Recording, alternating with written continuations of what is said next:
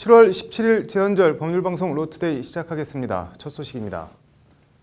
2018년 7월 17일, 오늘은 제70주년 제헌절입니다. 이 70년 동안 모두 9번의 개헌이 단행됐는데 대한민국 개헌사, 그 빛과 그림자를 신세아 기자가 카드로 읽는 법조로 돌아봤습니다.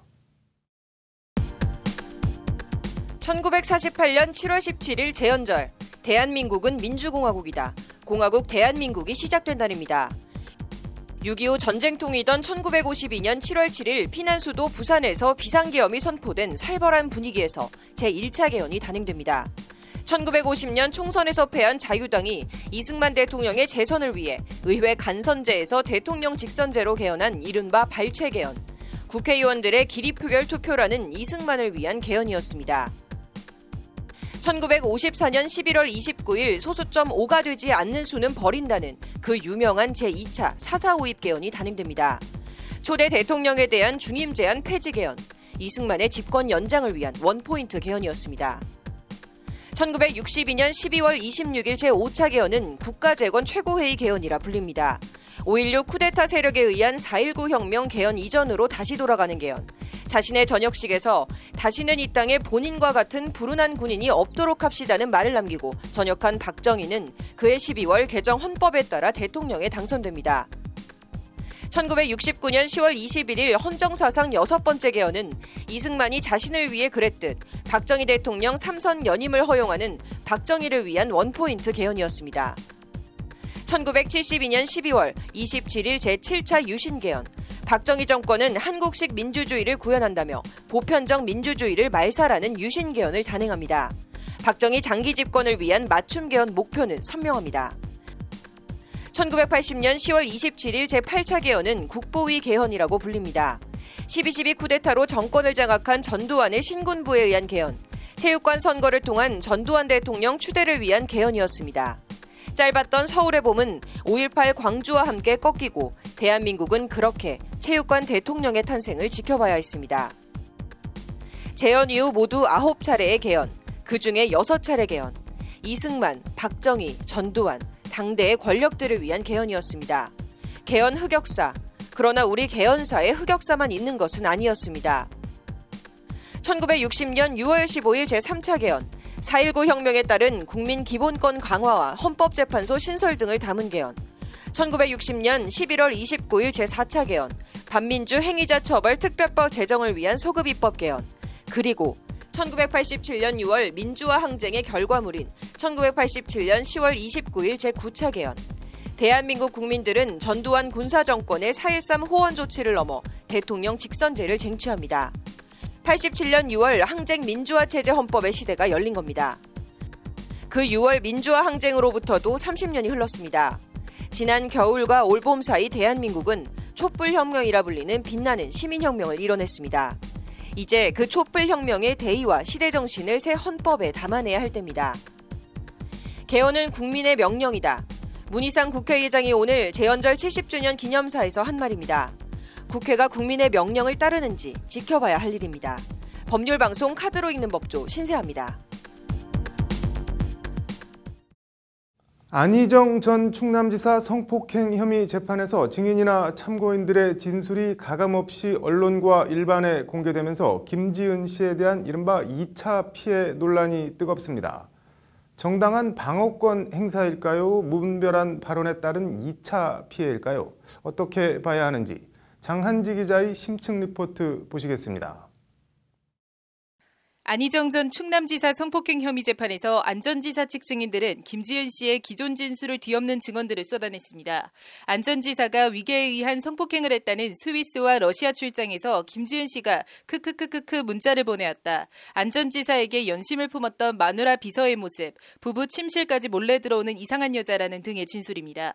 사실관계에 대한 진술도 있지만 일부는 인상 비평이나 추측성 발언도 상당히 많았습니다.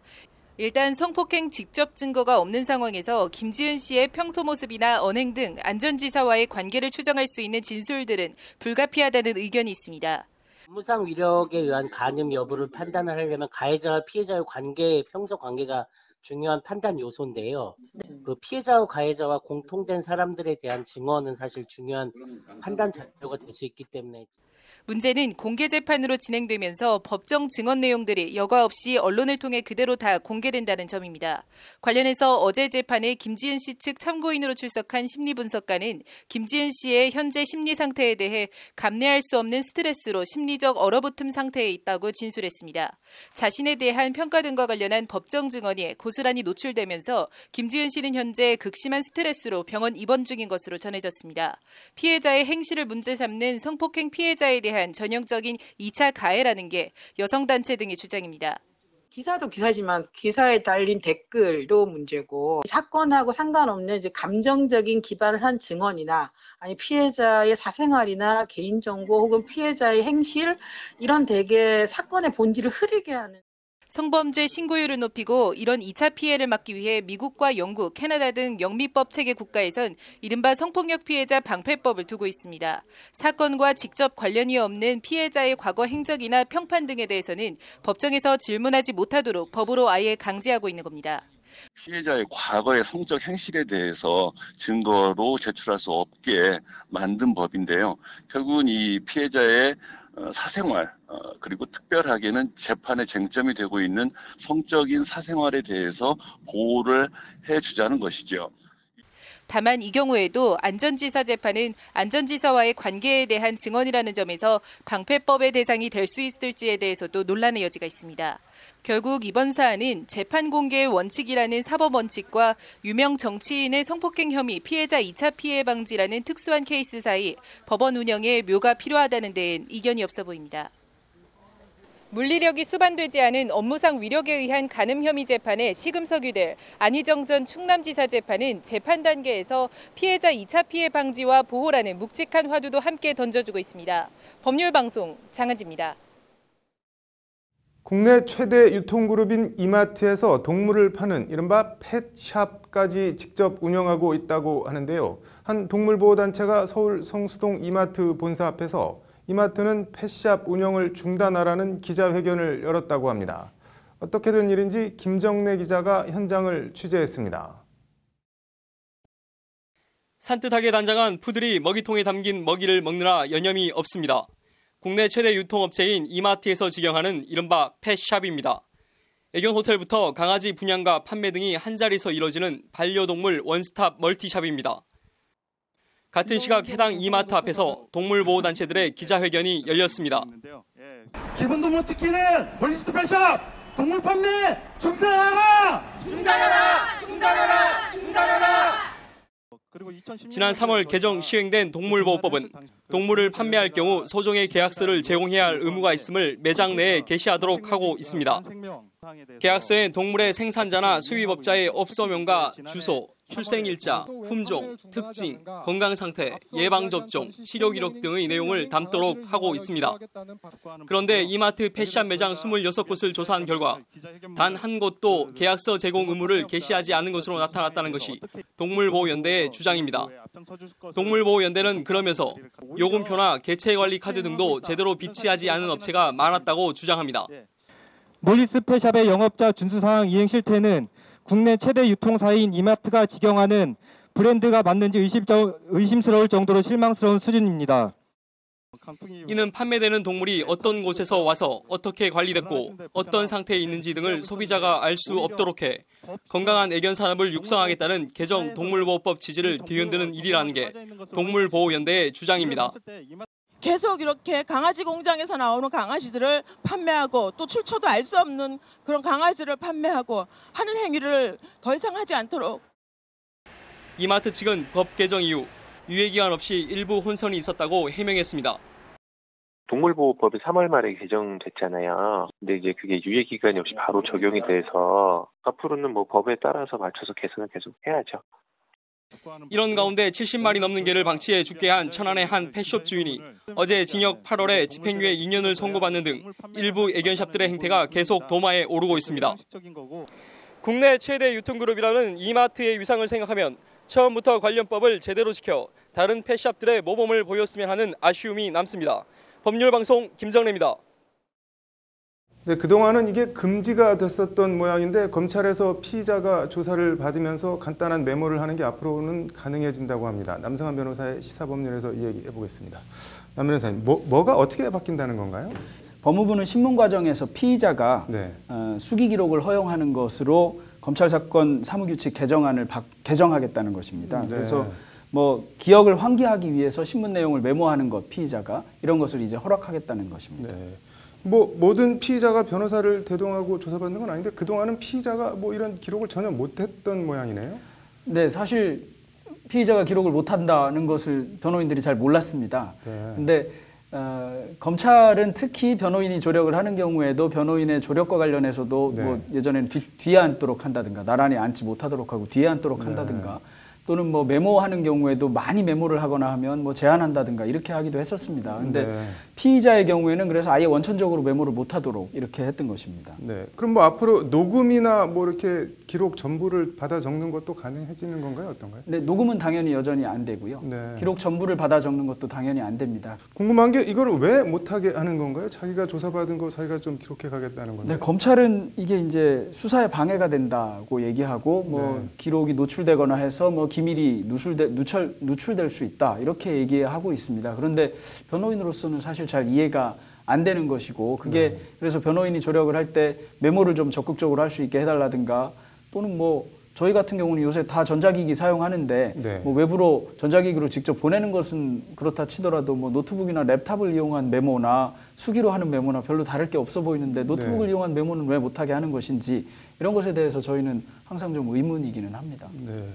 뭐 수사 기록 유출이라면은 뭐 자기가 자기 수사 받은 기록을 어디서 뭐 유출을 하게 우려가 있다는 건데 잘 이해가 안 되는데 어떤가요? 그렇지요. 자기가 어떻게 수사받았다는 것을 얘기하는 거는 유출도 아닙니다. 기본적으로. 그러니까 나가서 얘기할 수 있는데 검사가 이렇게 물어봐서 나는 이렇게 대답했다 하는 형식의 문답 형태로 뭔가 유출되는 것이 마치 조서의 사본이나 조서가 유출되는 것처럼 이렇게 생각하는 것 같습니다. 그런데 나중에 공판 과정이나 이런 데에서도 자기가 진술한 진술조서나 피의자 신문조서는 얼마든지 열람등사가 가능한 마당이라서 굳이 말하면 그게 유출된다고 볼 근거도 별로 없는 것 같습니다. 네.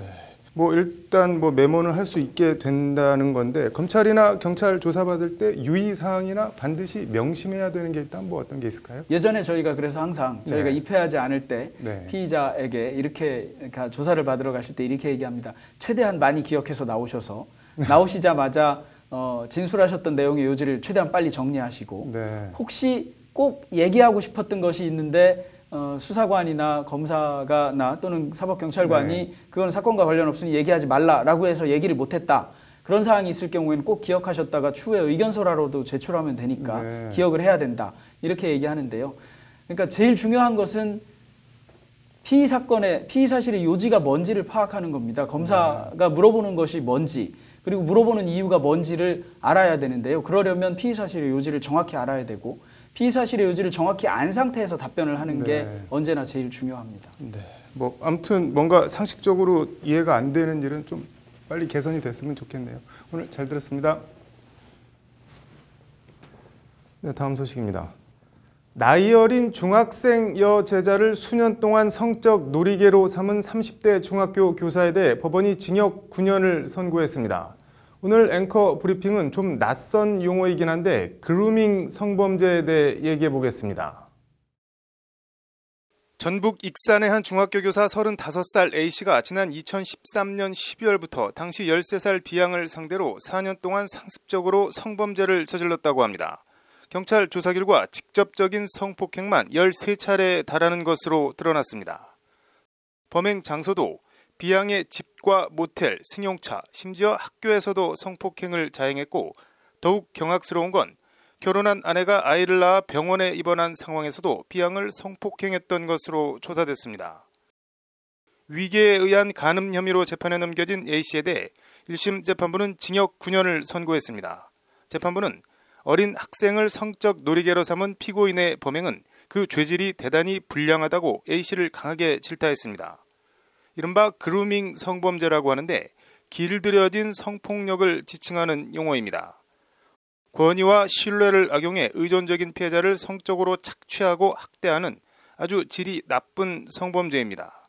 선생과 제자, 의붓 아버지와 딸 사이 성범죄가 대표적인 경우입니다.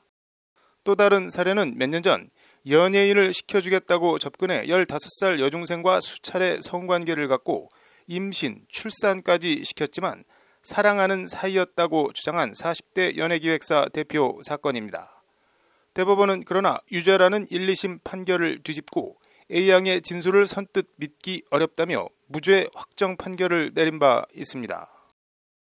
법리를 오해한 잘못이 있다 또는 법리를 오해한 잘못이 없다. 대법원 판결문에 약방의 감초처럼 나오는 표현입니다. 법리와 상식의 간극, 최고법원인 대법원 판결에 토를 다는 건 아니지만 법리가 다가 아니라는 생각이 어쩔 수 없이 듭니다. 앵커 브리핑이었습니다.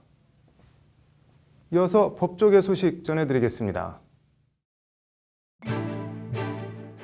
서울중앙지법이 오는 20일 박근혜 전 대통령의 국가정보원 특수활동비 수수 및 옛 새누리당 공천 개입 사건 1심 선고를 TV 생중계하기로 했다고 오늘 밝혔습니다. 민주사회를 위한 변호사 모임이 오늘 양승태 전 대법원장 시절 사법농단 의혹 관련 법원 행정처 410개 문건을 전체 공개하라며 법원 행정처 행정심판위원회에 행정심판을 청구했다고 밝혔습니다.